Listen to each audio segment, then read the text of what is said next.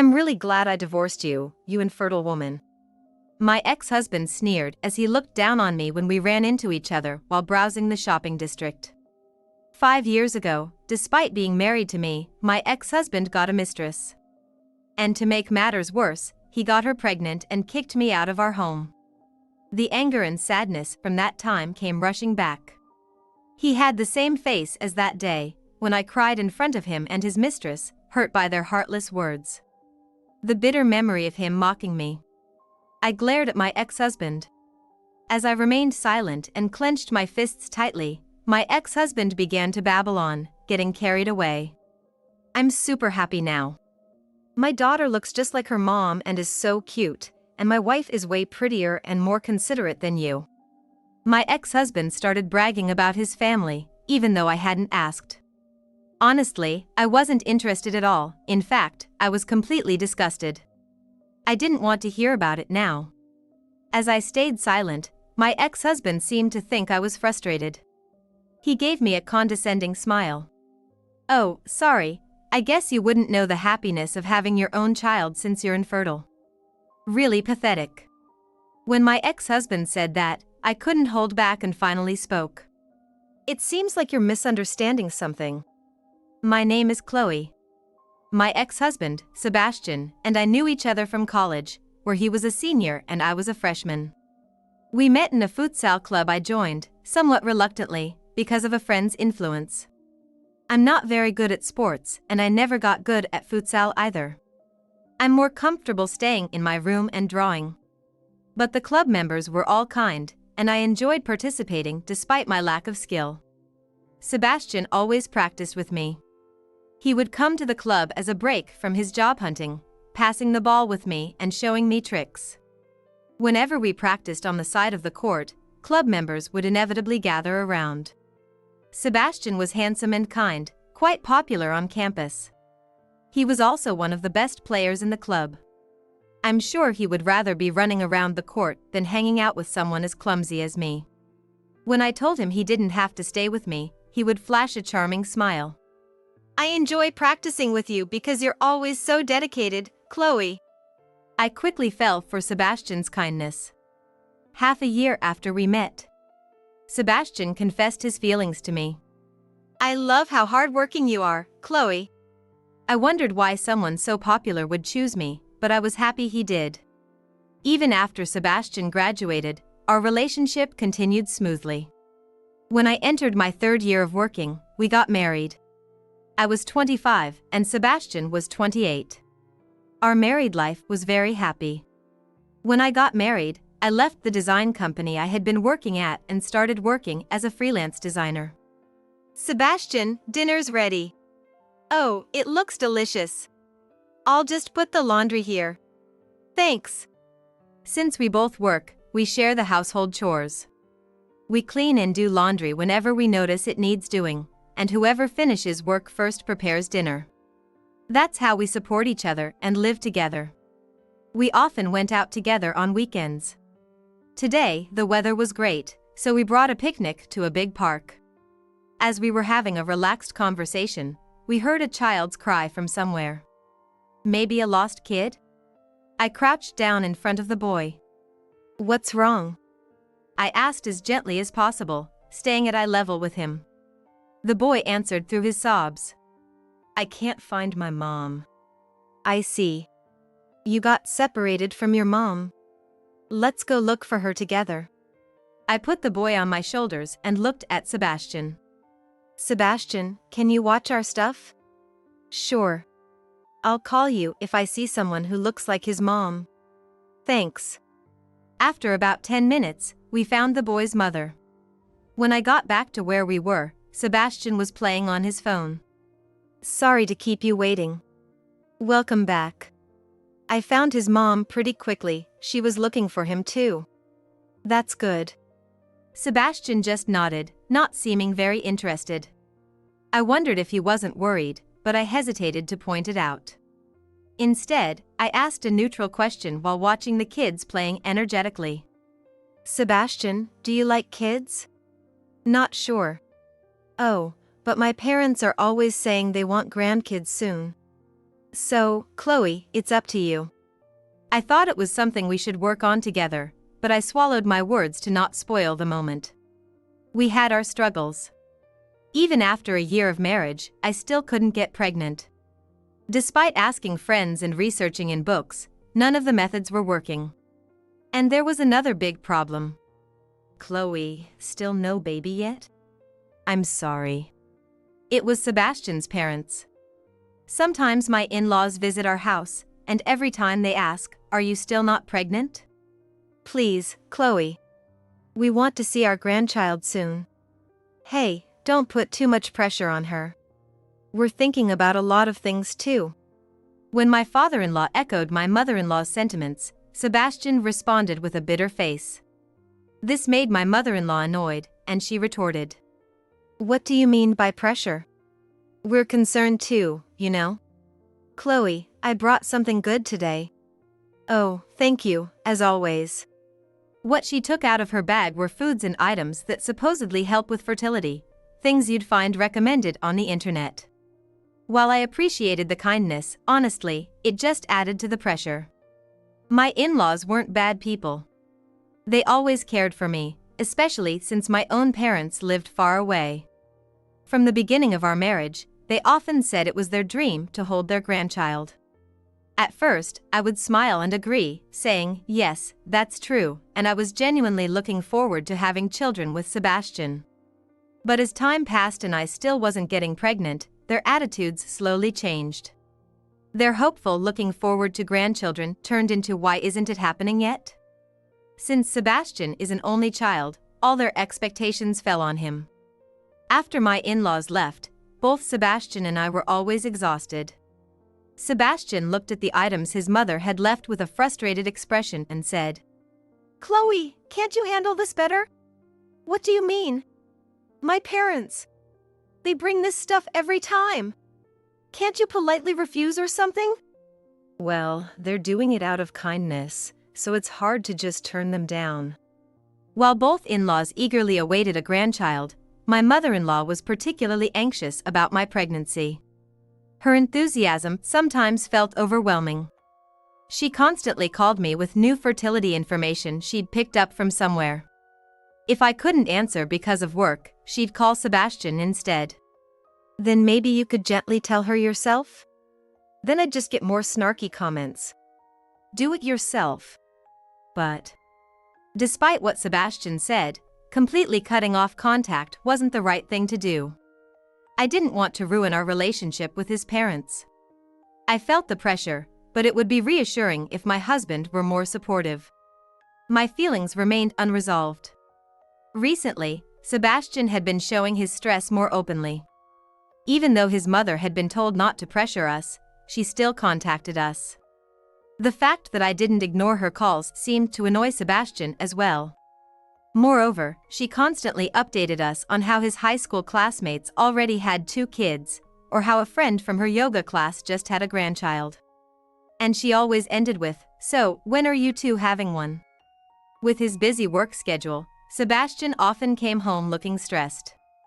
Sebastian, how about we go see a movie on our next day off? No, I'm too tired. I see. Sorry.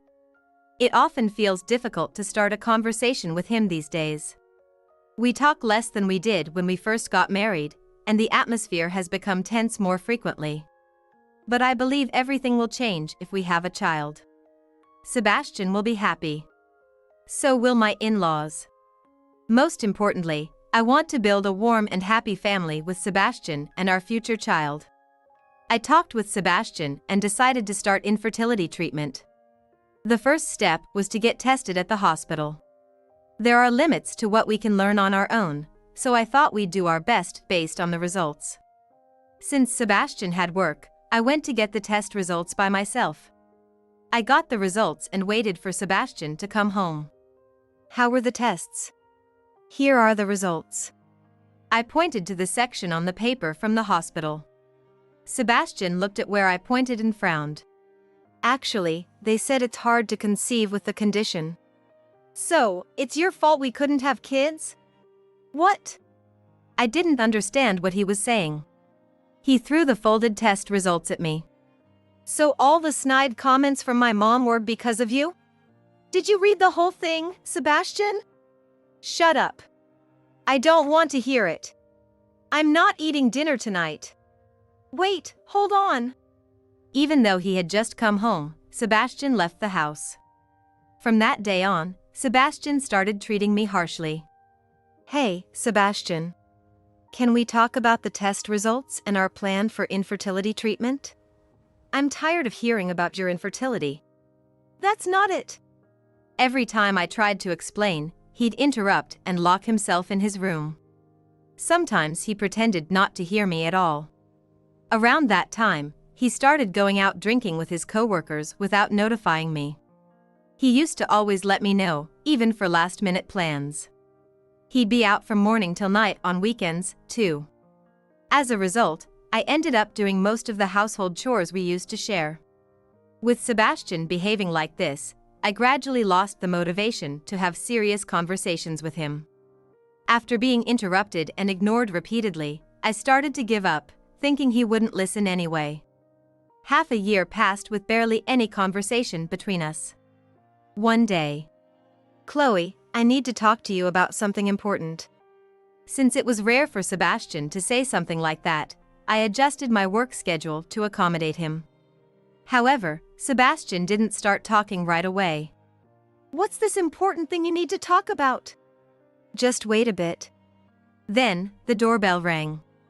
The person who came in with my husband was a woman I didn't know. Nice to meet you, Chloe. The woman smiled brightly, but I had a bad feeling. Sebastian, who is she? Sebastian said something unbelievable, pointing to the woman with a triumphant look. She's my girlfriend. What do you mean? The woman, who claimed to be his girlfriend, answered my confusion. I'm pregnant with Sebastian's child. That's right. So Chloe, I want a divorce. Sebastian, have you been cheating on me all this time? Was this why he hadn't been home on weekends lately? To be with this woman? My vision went dark. Cheating? A woman who can't even have kids shouldn't talk big. She's gonna make me a family. There it is again. Even though I tried to talk about it many times, he always interrupted or ignored me. Since that day, Sebastian has thought it's my fault we can't have a baby. So, that's... I'm sorry, Chloe. Suddenly, the woman bowed her head. I was so shocked that I stopped speaking. Sebastian and I dated in high school. We broke up, but recently met again at a reunion. He told me things weren't going well with you. Apparently, this woman was Sebastian's ex-girlfriend. I didn't even know he had gone to a reunion. While we were talking, we realized we still had feelings for each other. And then I got pregnant. Sebastian said he'd rather be with someone who can give him children than a wife who can't. I couldn't say anything. I was too shocked that Sebastian had said such things behind my back. I'm really sorry to hurt you, but I'll make Sebastian and our baby happy, so please step aside. Although she apologized, she didn't seem sorry at all. In fact, she kept glancing and smiling at Sebastian. I could feel their contempt for me. Look, she's apologizing. Just quietly divorce me and set me free. Set you free? That's a terrible thing to say. Besides, if you had listened properly when we started infertility treatment, this wouldn't have happened. How many times do I have to tell you? I don't want to hear excuses from an infertile woman. You kept nagging me about it every day. And when you finally stopped, you barely talked to me at all. Sebastian glared at me. Because of you, our home has become unbearable, and my parents keep asking about grandchildren. It's only natural to prioritize a woman who can give me a child over you, right? That's terrible. The shock was too much, and I burst into tears. No matter how much I struggled with not getting pregnant or how persistently my in-laws nagged me, I thought it would be okay as long as Sebastian was on my side. I believed that if we worked hard together on infertility treatment, we could build a happy family one day. Sebastian looked down at me coldly as I cried with my face buried in my hands. I'll give you 2 days. Pack your things and leave. Don't forget to sign the divorce papers. Well, I'll be off then. Sebastian left with the woman. He probably wouldn't return until I was gone. How did it come to this? As I packed my things, I thought vaguely. We were so happy when we were dating and right after we got married. I loved spending time with just Sebastian, and I wanted to welcome our future children with his kind, child-loving nature. I remembered the woman's mocking smile. Sebastian no longer had feelings for me. Thinking that, I couldn't even bring myself to contact him. I had lost all motivation. Was it my fault for not forcing a proper conversation? Maybe if I had expressed my desire to work things out together, things would have been different. Because I gave up, Sebastian rekindled things with his ex and decided to have a child with her and leave me. I knew that he had been under a lot of pressure from his parents before we got the test results. He had always wanted his own child. When he saw the results and thought it was my fault, his bottled-up stress probably exploded. That would explain why he suddenly started treating me harshly. It's an incredibly unfair reason. But that woman already had a baby. I couldn't compete with that. The shock was too much, and to keep my sanity, I convinced myself that it was my fault. If it was my responsibility, then I just needed to handle it better. Even though he gave me 2 days, I left the house the next day. My parents were surprised when I suddenly showed up at their house, but they must have sensed something from my tear-swollen eyes because they welcomed me warmly. After hearing what happened, my parents were furious. Chloe, let's hire a lawyer and proceed with the divorce. I have some connections. But if I just step aside, everything will settle down smoothly. I was aware of how pathetic I sounded. I knew I should handle this properly. But I was just so tired. Sebastian, whom I loved so much, didn't believe in me and betrayed me in the end. The happy family Sebastian and I had always dreamed of was taken away by that woman. Honestly, I don't want anything to do with them anymore. I never want to see those mocking eyes again. Chloe. My mom called my name gently as I sat in silence. It's not your fault, Chloe. Huh? Knowing you, you probably think you just need to handle it better yourself. How did you know? My mom smiled proudly. Because I'm your mother. That's right, Chloe. Let's fight this properly. We're here for you. What strong allies I have. Sebastian stopped being on my side, but my parents will always believe in me until the end. Thank you, Mom and Dad. I felt like I had woken up from a long sleep. I can't keep feeling sorry for myself forever. I'll settle this properly. 3 months later, the divorce was finally finalized. At first, Sebastian refused to pay alimony, but the lawyer my father's acquaintance introduced took over all communications with him. We finally settled, receiving demands and properly dividing the assets. 5 years have passed since then. Now 32, I found myself near the house I used to live in with my ex-husband. A mutual acquaintance from our married days was moving, so I came to see them. After saying goodbye to them, I walked through the familiar shopping district. Chloe? Sebastian! It was my ex-husband. This was the first time I'd seen him since that day he introduced that woman to me. As I instinctively tensed up, Sebastian gave me the same condescending smile as before. So, you've been hiding out at your parents' house all this time? It's none of your business. It was true that I had returned to my hometown since then. He seemed to think I was hiding, but it was too ridiculous to correct him. I'm really happy now.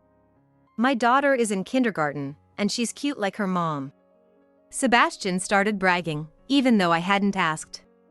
He went on and on about how adorable his child was and how he, his new wife, and their child were enjoying life together. Not even giving him a nod, he smirked at me.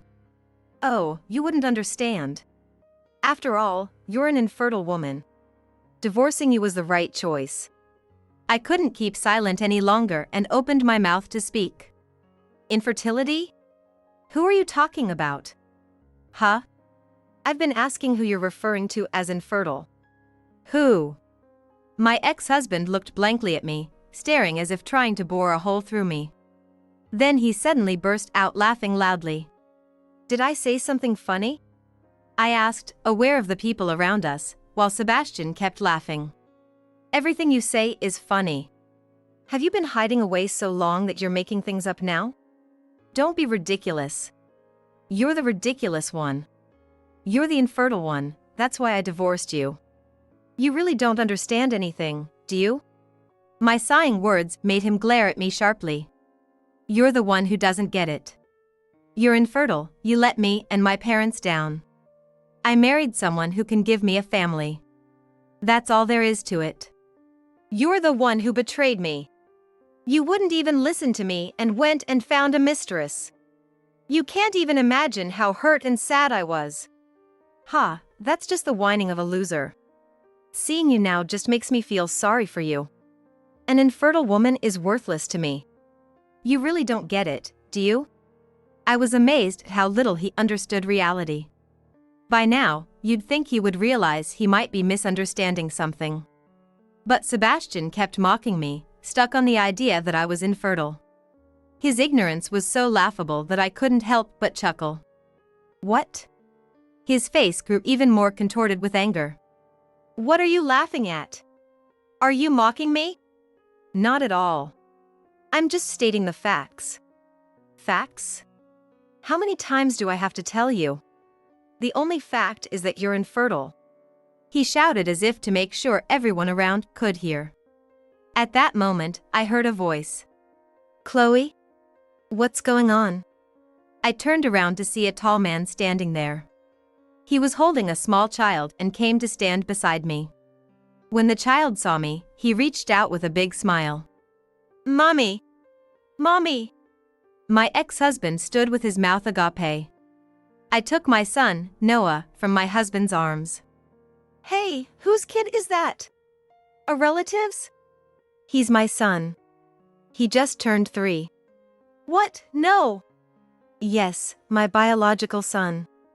Recovering from his stunned state, my ex-husband began to question me, and I told him about what happened after our divorce. Even after the divorce was finalized, I couldn't move on right away. Once things ended with Sebastian, the sadness hit me hard. I couldn't focus on my design work and spent days barely leaving the house. It was during this time that I met my current husband. Or rather, we reconnected. He was a classmate from middle school. He had heard about my situation through mutual friends and reached out. At first, we exchanged messages, then phone calls, and eventually, we met in person. Thanks to his friendly nature, I gradually regained my spirits. I started by helping my mom with house chores and shopping, and eventually, I was able to return to my design work. He also got in touch with other classmates who were still in the area and often invited me out. For the first time in a long while, I laughed heartily and reminisced about the past. By then, I had fully recovered and could talk openly about what had happened with my ex-husband. As I met with my old classmates more frequently, I found myself spending more time alone with him.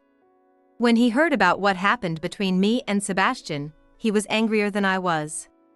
He worried about me and comforted me, and I found myself naturally drawn to his kindness.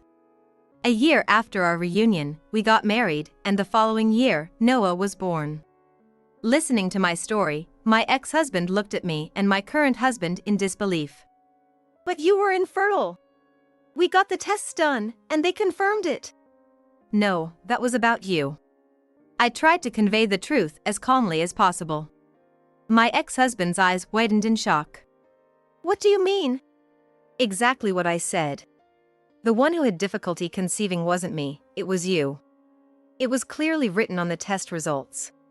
My ex-husband had misunderstood all along. He believed the reason we couldn't have children was because of me. He read only the part of the document I pointed to and never looked at the name.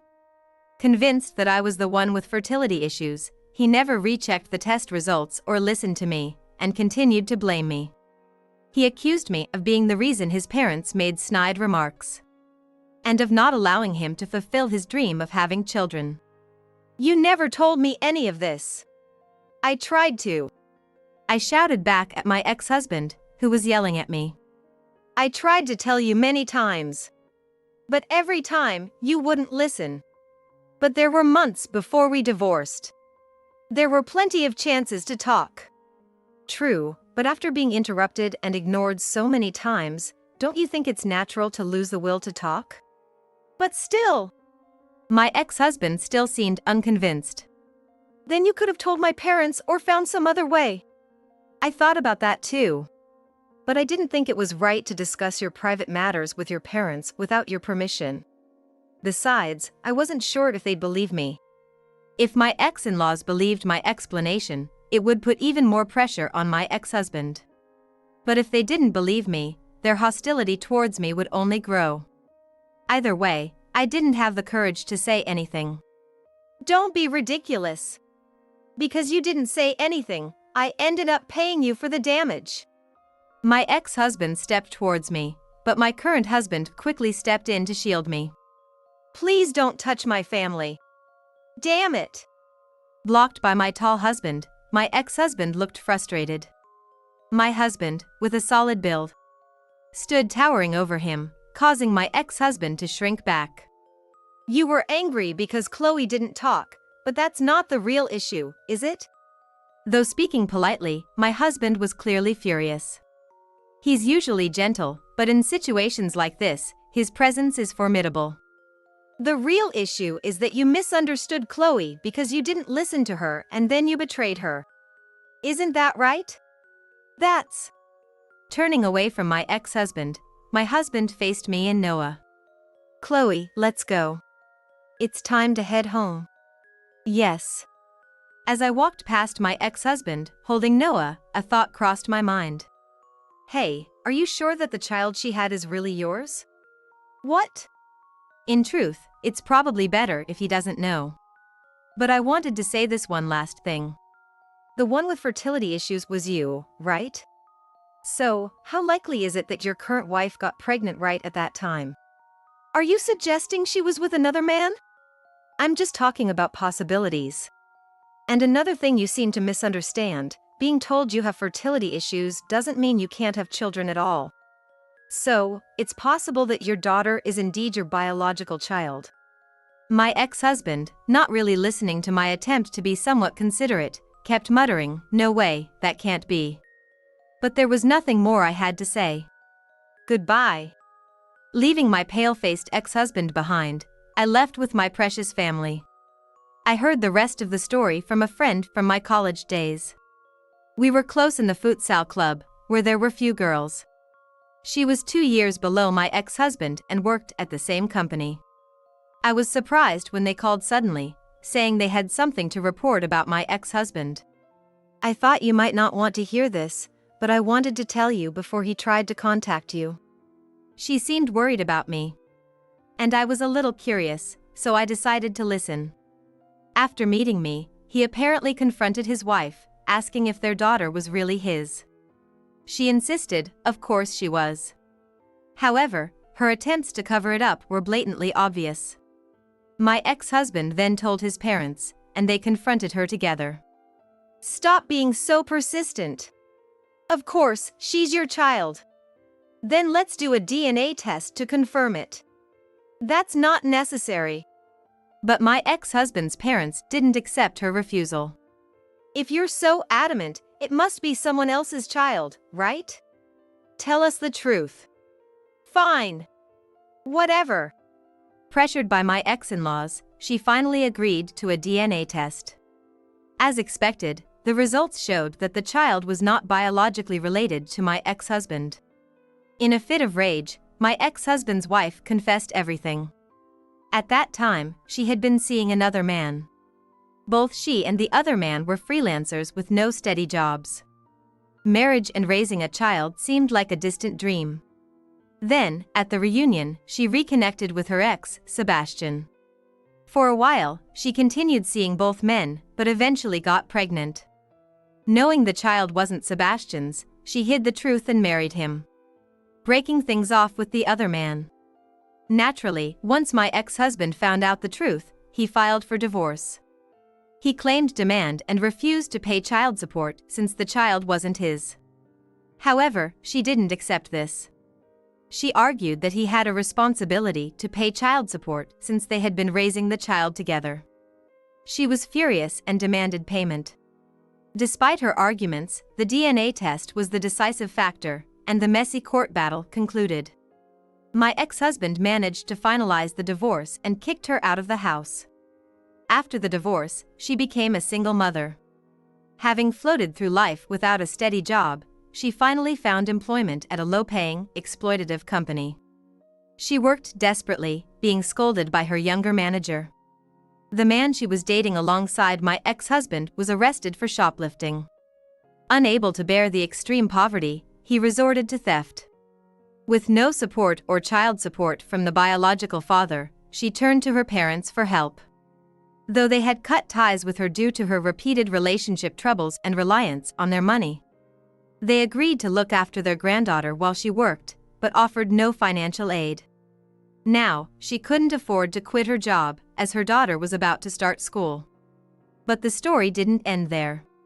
After the second divorce, my ex-husband moved back in with his parents. However, his parents weren't very welcoming. Sebastian, why did you divorce her again? She gave us a grandchild. I've told you 1,000 times. She lied about the child being mine.